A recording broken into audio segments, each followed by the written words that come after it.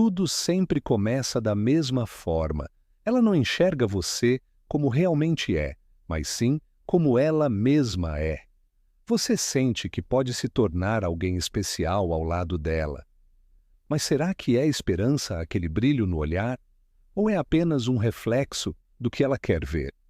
Você não está sendo verdadeiramente visto.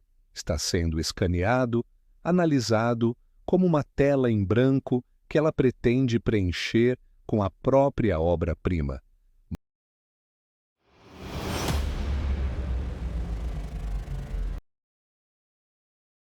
Mas a verdade dolorosa é que essa obra-prima nunca foi você. Carl Jung tentou nos alertar, não com frases motivacionais ou discursos vazios, mas com a seriedade de quem passou a vida inteira encarando os abismos da psique humana. Ele dedicou sua existência a mapear o inconsciente, aquela parte oculta da mente que atua por trás da consciência. E entre tantas descobertas, uma se destacou como particularmente desconfortável. As mulheres, muitas vezes, não se apaixonam pelo homem real, mas pela imagem mental que criaram dele. Essa imagem, esse fantasma psicológico, é moldado inconscientemente. E o mais perturbador, elas geralmente nem percebem que estão fazendo isso. Você acredita que foi escolhido, mas o que ela realmente selecionou foi uma versão idealizada, uma fantasia. Você se torna um personagem num roteiro que ela escreveu desde a infância. E quando você deixa de se encaixar no papel, ela troca o ator, mas mantém a história. Jung chamou essa projeção de ânimos, uma figura masculina interior que habita a psique feminina.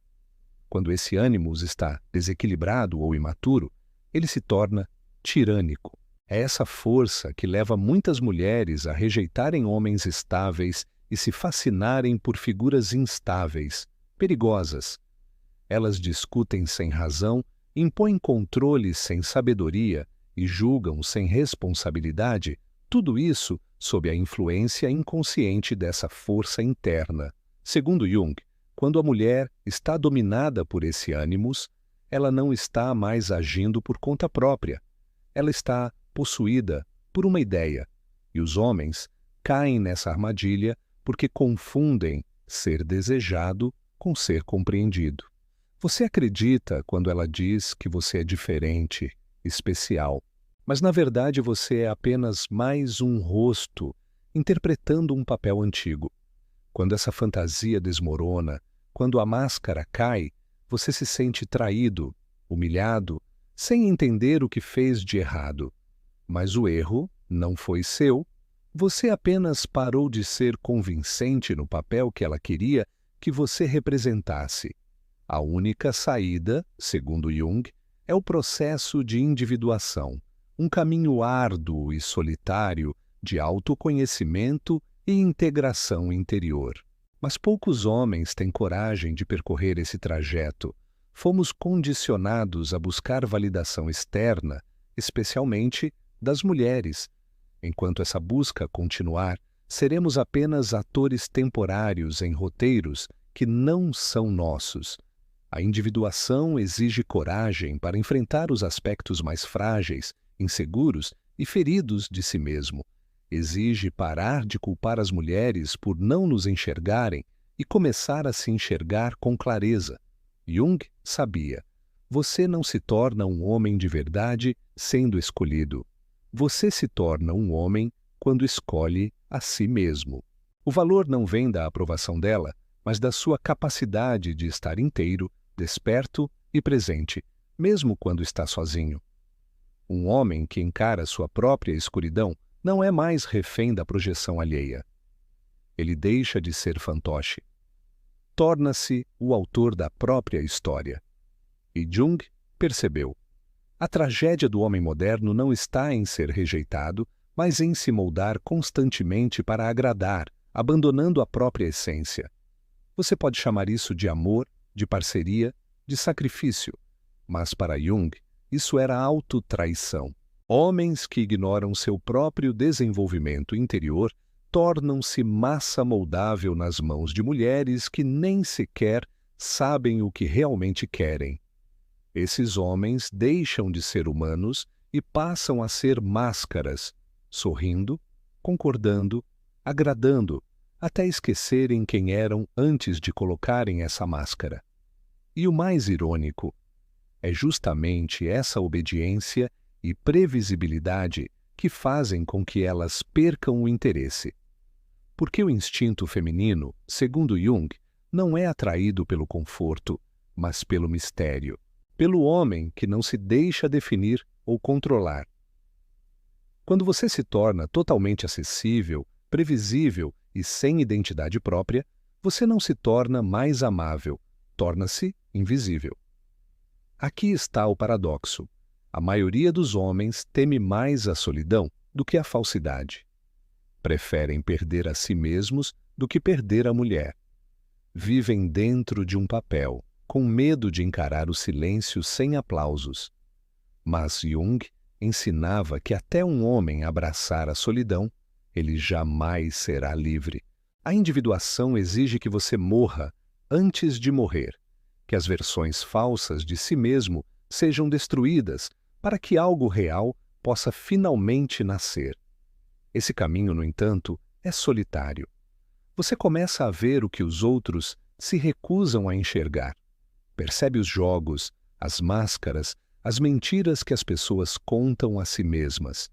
E quando tenta falar sobre isso, elas zombam de você, te chamam de frio, arrogante, problemático. Mas o problema não é você, é o espelho que você se tornou. E as pessoas odeiam espelhos que revelam verdades que elas não estão prontas para encarar. Jung sabia disso. Ele passou décadas ouvindo pacientes aterrorizados diante das próprias sombras. Mulheres ensinadas a evitar esse confronto são frequentemente colocadas em pedestais emocionais como se fossem naturalmente completas. Mas Jung discordava. Ele dizia que o maior perigo para a mulher era um ânimos inconsciente, essa voz interna que fala com falsa certeza e moralidade. Se ela não confronta essa força, ela se torna prisioneira dela, e então projeta isso nos homens ao seu redor, culpando-os pelas batalhas que ela se recusa a travar dentro de si. E você? Você acha que vai salvá-la? Acredita que, amando intensamente, provando seu valor, ela finalmente vai te escolher. Mas isso não é amor, é projeção. E projeção rouba a realidade, substituindo-a por fantasia. Enquanto homens e mulheres não despertarem dessa ilusão, estão condenados a repetir os mesmos ciclos, culpando um ao outro, sem perceber que estão dançando com sombras. A mulher que um dia te viu como herói pode te ver como vilão, não porque você mudou, mas porque você não sustentou a fantasia que ela projetou em você. E ela nem perceberá isso. Jung chamou isso de traição psicológica. Não é que você a tenha traído, você apenas falhou em corresponder ao personagem invisível que ela inventou, um personagem que você nunca foi. E Jung dizia, as pessoas farão qualquer coisa, por mais absurda que seja, para evitar confrontar a própria alma. Isso é especialmente verdadeiro nos relacionamentos. Homens e mulheres entram neles como projeções ambulantes, carregando feridas não resolvidas, tentando encontrar no outro a cura para si mesmos. Chamam isso de amor. Jung chamava de possessão. Você segue caindo na armadilha achando que, dessa vez, vai ser diferente. Mas não será, até que você se faça a pergunta mais difícil de todas. E se eu for o responsável por esse padrão? É fácil apontar o dedo e chamar as mulheres de manipuladoras ou superficiais. Mas Jung olharia nos seus olhos e perguntaria: por que você permitiu ser escolhido por ela? Um homem que não confronta seu próprio feminino interior está condenado a ser dominado por ele, projetado nas mulheres. Você não é uma vítima, é um voluntário. Preferiu viver dentro da fantasia de outra pessoa a encarar seu próprio vazio. E é aqui que a maioria vai parar de ouvir, porque aqui termina o conforto e começa a responsabilidade. Jung não oferecia promessas fáceis. Não havia 3 passos para se tornar o alfa. Havia apenas a árdua tarefa de sentar consigo mesmo em silêncio, até que todas as ilusões comecem a rachar. Até que a voz que diz você precisa dela para ser completo comece a morrer. Mas essa voz vai lutar, vai tentar convencê-lo de que nenhum homem pode viver sem aprovação feminina. E é aí que o trabalho de Jung sussurra algo perigoso. Ele diz que o homem que pode viver sem isso, sem a validação, sem o aplauso, sem ser necessário, é o homem que finalmente se liberta. Liberto da projeção, liberto da performance, liberto da tirania de ser apenas a ideia de um homem ideal. E quando você chega nesse lugar, não se torna frio, torna-se verdadeiro, enraizado, vivo.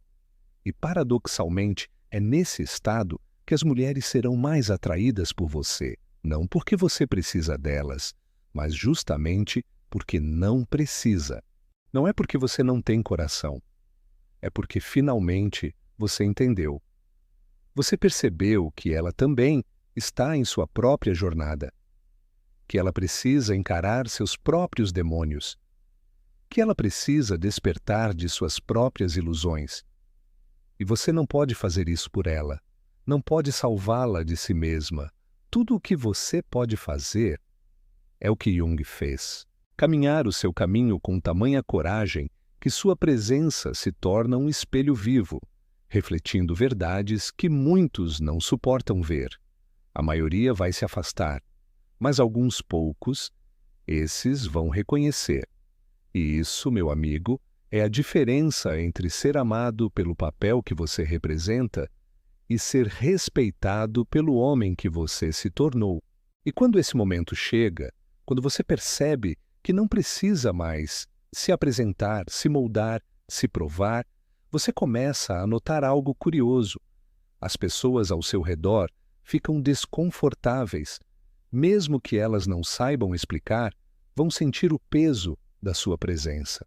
Porque agora você não se encaixa mais nas caixinhas previsíveis que elas usam para se sentirem seguras. Jung já dizia, o homem que se individualiza é visto com desconfiança pela sociedade, é temido, mal compreendido, rotulado de frio, distante ou arrogante. Mas a verdade é outra.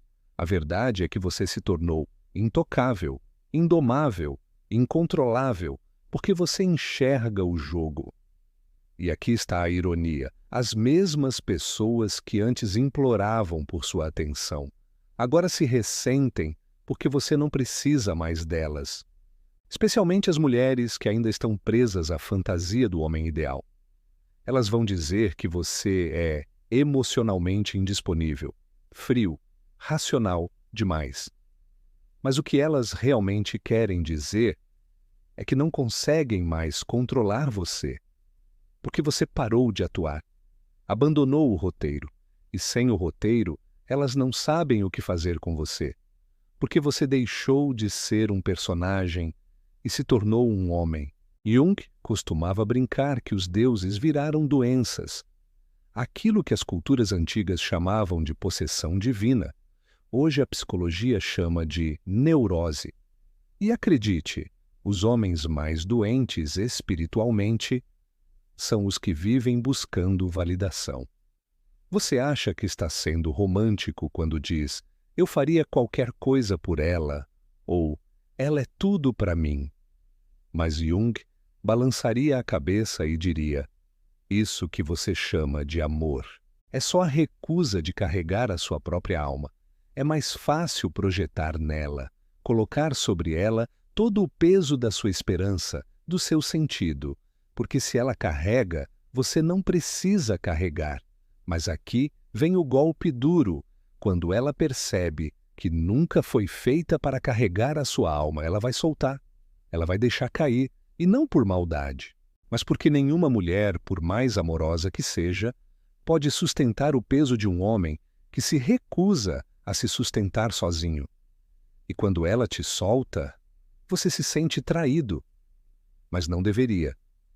Você deveria agradecer, porque é nesse momento, quando a ilusão te quebra, que você finalmente encara a verdade.